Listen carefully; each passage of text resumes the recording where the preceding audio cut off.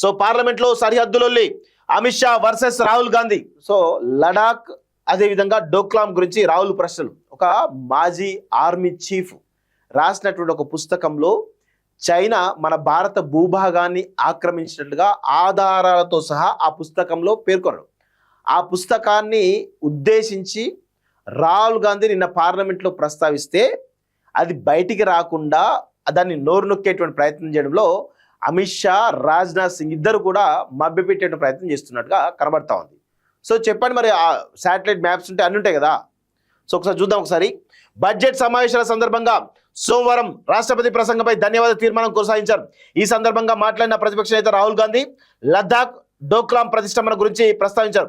భారత సరిహద్దులోకి China చొరబడుతున్నదని army మాజీ chief Manoj Mukund Naravane తన పుస్తకంలో పేర్కొన్నట్టుగా ఓ మ్యాగజైన్ ప్రచురించింది. ఆ విషయాలు రాహుల్ గాంధీ సభలో ప్రస్తావించారు.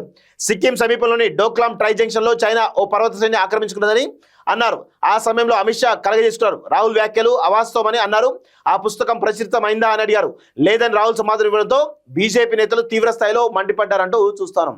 మరి సరే, అది ఆ పర్వతాన్ని ఆక్రమించినరా లేదా అనేది ఈజీగా తెలిసిపోతుంది కదా. మీరు అవాస్తవం మీరు అంటున్నారు. ఒక ఆర్మీ చీఫ్ రాసిండని చెప్పేసి చాలా స్పష్టంగా తెలుస్తూ ఉంది.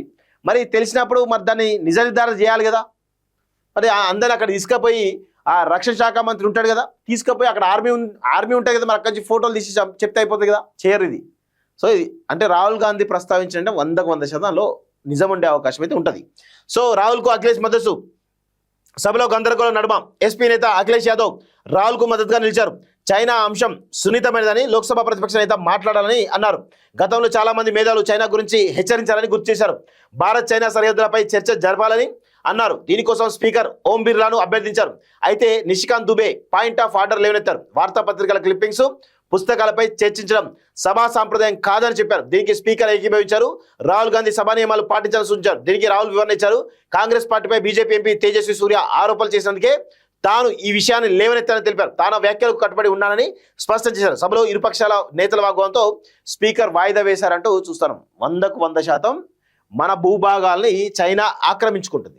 దానికి మోడీ, అమిత్ షా చాతగాని వాళ్ళగా ఈరోజు కనబడతా ఉన్నట్టుగా తెలుస్తూ ఉంది. ఇప్పుడు రాహుల్ గాంధీ ప్రస్తావిస్తే దాన్ని నిజ నిర్ధారణ చేయండి, కమిటీ వేస్తామని చెప్పండి, ప్రజలు చూపిస్తామని చెప్పండి.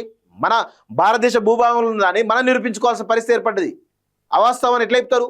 అదంతా ఏంటంటే వీళ్ళంతా ఒక ప్రజల్ని ఇంకా ఒక హిందుత్వం అనేటువంటి వాదంలోకి నెట్టివేయబడి ప్రజలంతా కూడా డైవర్ట్ చేసినట్టు కనబడుతుంది తప్ప వేరే ఏమీ లేదు. ఇక్కడ అభివృద్ధి అవసరం లేదు, ఏమి అవసరం లేదు. ఓన్లీ జై శ్రీరామ్ అంటే చాలు, హిందుత్వం అంటే చాలు. మనకి ఇదే చేస్తున్నారు. ప్రజలందరినీ కూడా ఆ మూసలోకి నెట్టివేస్తున్నట్టుగా కనబడుతూ ఉంది.